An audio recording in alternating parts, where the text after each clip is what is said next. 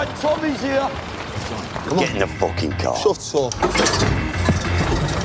Peaky Blinders again on fucking holiday! Get out, you mad bastard! Yeah. We'll see you in London, Arthur. We need to bury him. Who the fuck is that? Once we bury him, then the holiday begins.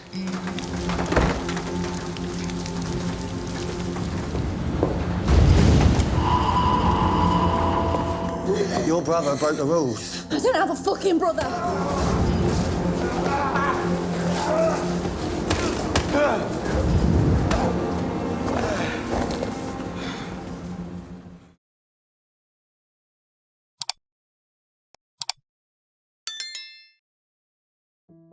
Hai semuanya, saat ini kamu sedang menyaksikan Plus Plus Film yang akan ngebahas alur cerita Peaky Blinders season kedua. Sebelum kalian lanjut nonton, kita saranin untuk nonton season yang pertama dulu ya, yang bisa kalian cek di playlist kita. Oke, tanpa banyak basa-basi lagi, langsung aja kita matikan lampu, pasang headsetnya, and this is it, Peaky Blinders season kedua. No playing, happy YouTube and chill.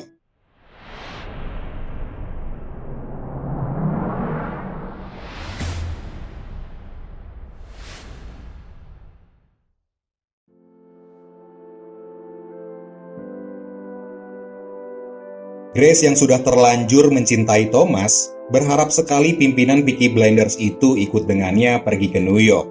Tapi malam itu, malah Inspektur Chester yang datang menemuinya sambil menodongkan senjata. Namun tanpa diduga, Grace melakukan perlawanan balik hingga membuat Chester terkapar.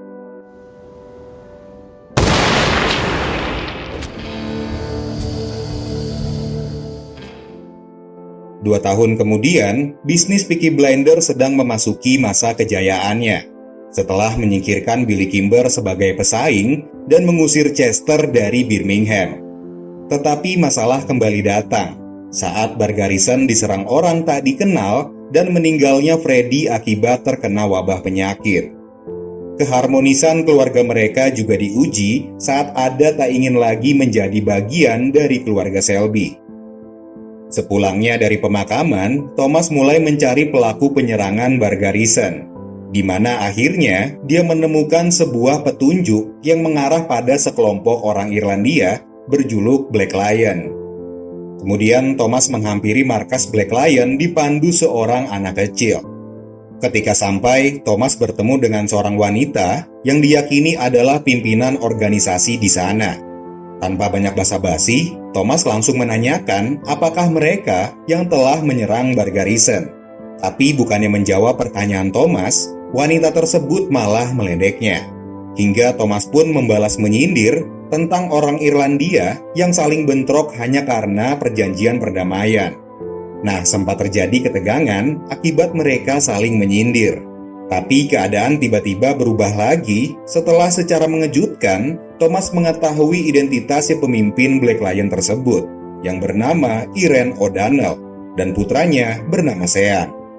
Melihat Thomas sudah mengetahui identitasnya, membuat Irene jadi ketar-ketir, sehingga dia pun mengajak Thomas bekerja sama dengannya. Tapi hal ini membuat Thomas kesal karena harus menuruti perintah Irene.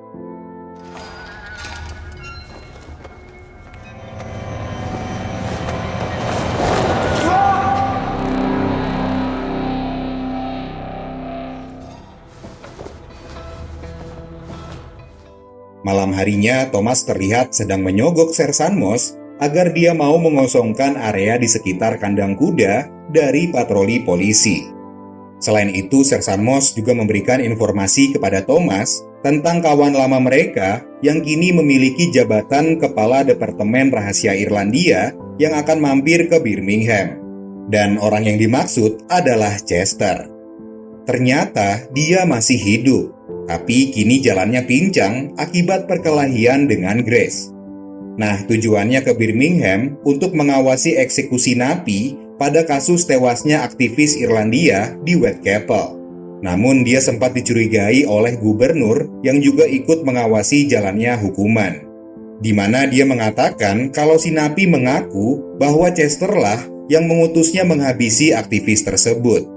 Chester pun membantah dan mengancam balik si gubernur. Jika dia berani membicarakan kasus ini pada orang lain, maka nyawanya akan terancam. Di markas Peaky Blinders, keluarga Selby sedang melakukan rapat membahas rencana ekspansi bisnis ke London. Tapi John dan Esme tidak terlalu setuju dengan rencana ini, karena menurut Esme, situasi London terlalu berbahaya akibat sering terjadi perang antar geng yang dibantu oleh polisi bayaran. Saking parahnya banyak warga sipil turut menjadi korban. Esme menegaskan dia hanya ingin hidup dengan damai dan tak mau kehilangan sosok ayah untuk anaknya. Namun Thomas tidak ambil pusing dan mempersilahkan John dan Esme keluar jika mereka merasa keberatan.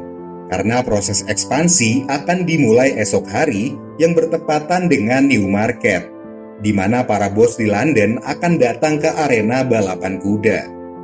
Selain itu, Thomas juga memanfaatkan perang antar geng untuk mencari sekutu. Dan geng Yahudi selaku penguasa Camden Town adalah incarannya, karena geng itu paling terkena imbasnya perang. Nah, jika ini terwujud, maka Peaky Blinders akan dengan mudah menguasai daerah-daerah penting di London. Rencana ini memang sangat berbahaya, tapi Polly tidak bisa menahan ambisi keponakannya itu. Oh iya, Thomas sendiri sudah berhasil menemukan otak di balik penyerangan Bar Garrison. Dan tanpa banyak basa-basi, dia pun langsung menghabisinya. And I will...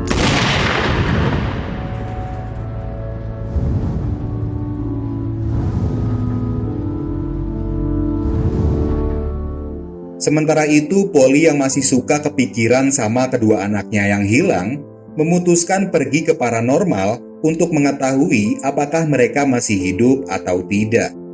Tapi setelah diramal, Polly malah terlihat sangat sedih saat tahu salah satu anaknya sudah tiada.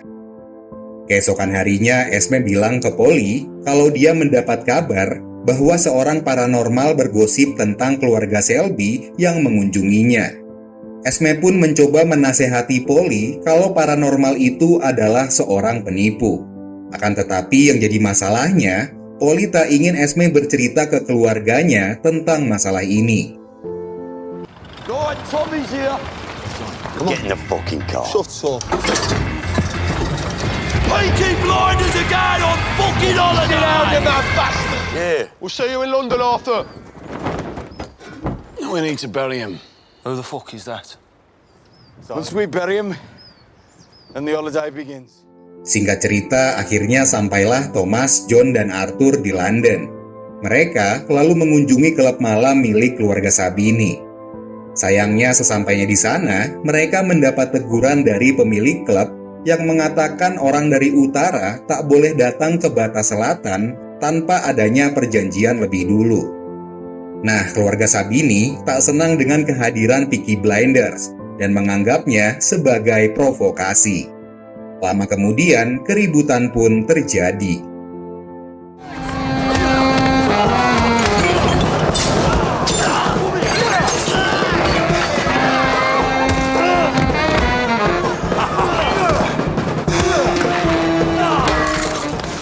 Sebenarnya, maksud kedatangan Peaky Blinders hanya untuk mencari sekutu seperti rencana yang sebelumnya diberitahu kepada Polly. Sayangnya, keributan malam ini menandakan mereka sudah ditolak oleh keluarga Sabini. Selanjutnya balik lagi ke Chester yang sedang meminta izin pada atasannya untuk bekerja sama dengan Thomas pada misi yang akan dijalankannya. Sebagai jaminan, Chester akan langsung menghabisi Thomas ketika misinya sudah selesai. Sementara itu, Sabini kini sudah menyatakan perang kepada Peaky Blinders atas keributan yang mereka perbuat di London. Tentu saja, hal itu tak bisa diterima oleh Polly, karena Thomas sudah kelewat batas. Tak berselang lama, anak buah Sabini mulai melakukan aksi balas dendamnya. Mereka menculik Ada dan mengepung Thomas.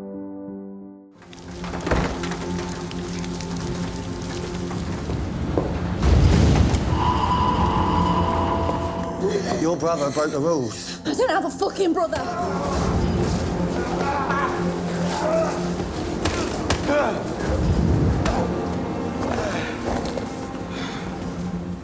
Thomas yang tak bisa berkutik hanya bisa pasrah saja. Untungnya, Chester dan anak buahnya datang menolong sebelum Sabini benar-benar menghabisinya. Sementara itu, Ada berhasil diselamatkan oleh anggota Peaky Blinders yang lain. Sedangkan Thomas yang sudah tak berdaya dibawa ke rumah sakit. Di sana dia dikunjungi oleh Chester yang ingin membahas rencana kerjasamanya. Chester menegaskan Thomas harus mau bekerja untuknya jika tidak ingin dihukum berat atas tewasnya orang Irlandia yang dihabisinya tempo hari. You're on my hook. You belong to me. Kemudian karena takut anak buah Sabini mencarinya ke rumah sakit, Thomas yang belum benar-benar sehat memaksakan diri pulang lebih cepat. Dia lalu meminta tolong pada Curly mengantarkannya ke London saat itu juga.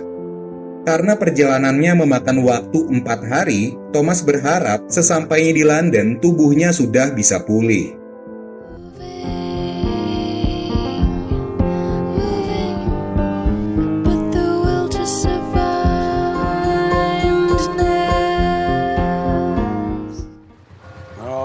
Heathrow, one more day and we'll be there. Sesampainya di London, Thomas pergi ke Camden Town untuk bertemu ketua geng Yahudi bernama Alfie Solomon. Mengetahui kalau Solomon sering kalah berperang melawan Sabini, Thomas pun mengajaknya bersekutu. Agar lebih meyakinkan Solomon, Thomas berjanji akan membawa banyak pasukan bersenjata ditambah relasinya dengan polisi. Solomon pun akhirnya menyetujui kerjasama itu. Sehabis dari markas Solomon, Thomas menemui Ada yang kini juga tinggal di London. Dia memberikan Ada sebuah rumah agar adiknya itu tak tinggal di dekat daerah kekuasaan Sabini yang menurutnya sangat berbahaya. Di sisi lain, Sabini meminta polisi bayarannya untuk menangkap Thomas yang menurut informannya baru saja mengunjungi markas Solomon. Akan tetapi, Sabini sangat marah akibat polisi kini menerima bayaran dari kedua belah pihak. Kemudian Sabini meminta anak buahnya turut ikut memburu keluarga Selby, karena polisi tak dapat lagi dipercaya. Setelah semua urusannya di London selesai, Thomas pulang ke markasnya dan memberikan kejutan ulang tahun untuk Polly. Sebagai pemimpin, tentu Thomas ingin sekali membahagiakan keluarganya.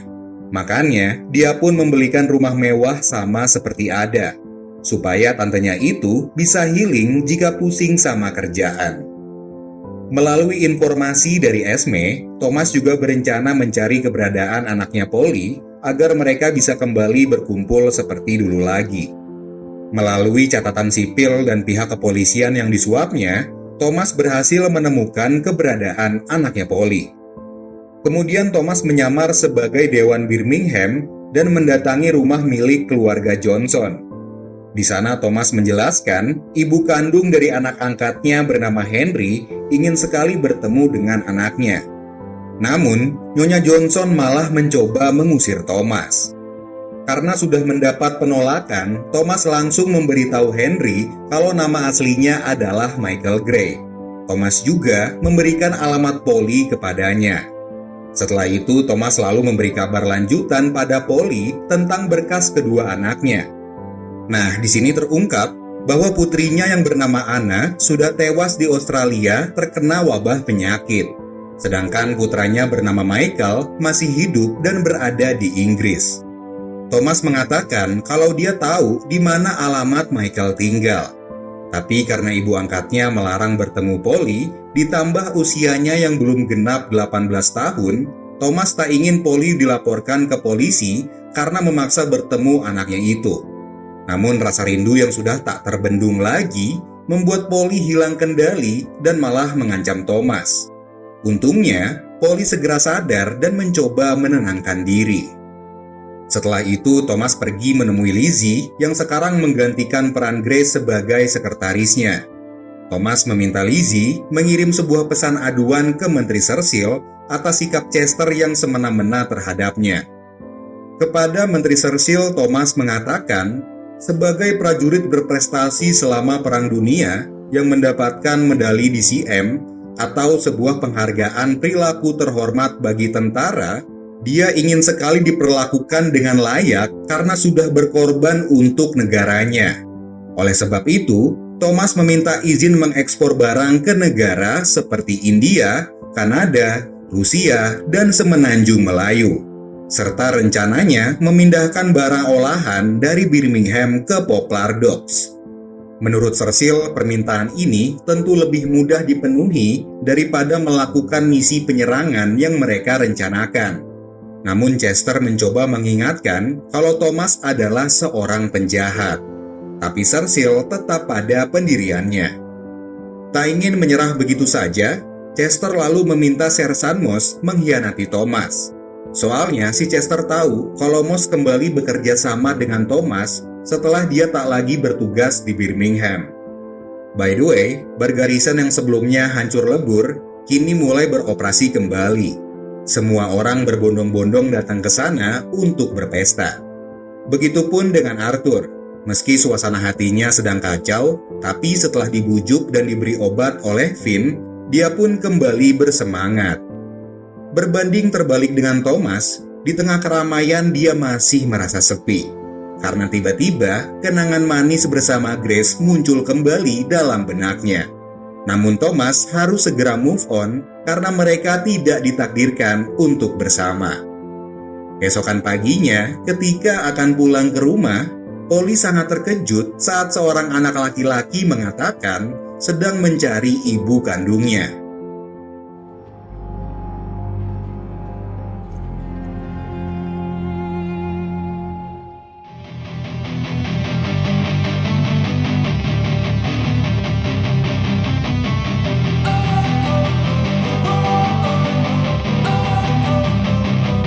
Don't wanna sleep in, cause I got something to prove. I gotta take what I hate and finally make a move. I think of you and all the shit you don't do. Well, I'ma make hella sure that I don't become you. I have no regrets, yeah, I'll tie up my chest. I'll never forget what it's like to be in debt. Been stabbed in the back bed, I'll show you what happens. Pass me the mic and I'll show you with action. I feel this pain, you already know. Turn that to gains, let my money show. I've got these things that I can't let go. Watch me turn this life into something that you can never own. I feel this pain, you already know. Turn that to gains, let my money show. I've got these things that I can't let go. Watch me turn this life into something that you can never own. So fight and die for the things you know you love. Do what you think is right, and see life do what you want. So fight and die for the things you know you love. Do what you think is right, and see life do what you want. So give me all the scars, I'm a human being. Cover them with tattoos so you can't see. Knew it from the start, you had problems with me and the things I could be, I just wish I had seen. I feel this pain, you already know. Turn that to gains, let my money show. I've got these things that I can't let go. Watch me turn this life into something that you could never own. I feel this pain, you already know. Turn that to gains, let my money show. I've got